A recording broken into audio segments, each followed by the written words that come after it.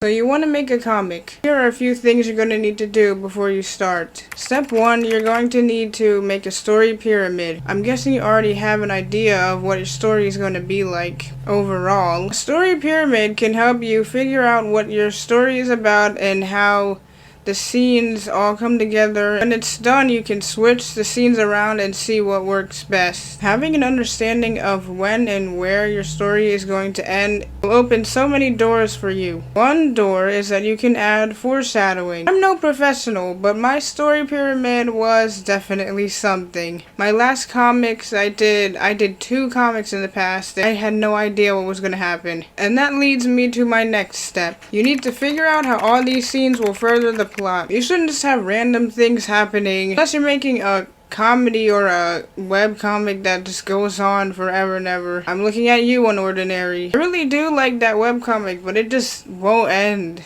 Step 3, you should write it into a book or a script. I almost finished my entire storyline for my new comic that's Lake of Lost Souls. I wrote it all on Wattpad first so that I knew everything that would happen. Because in my last webcomic, everything was just going everywhere. Actually, my last 2 webcomics, my friend was asking what the villain was in my story, Unseen Beast. I had no idea who the villain was. I feel like that's all you really need to know besides like setting up the story, like backgrounds and all that. You're gonna need that unless you're gonna draw the backgrounds, which that would be a lot of work. The only backgrounds I'm going to be drawing in my newest comic would be like underwater because it's Lake of Lost Souls, so obviously they're going to be underwater.